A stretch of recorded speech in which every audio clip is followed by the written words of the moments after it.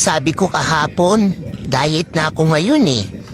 Pero sige, bukas na lang ulit. Promise.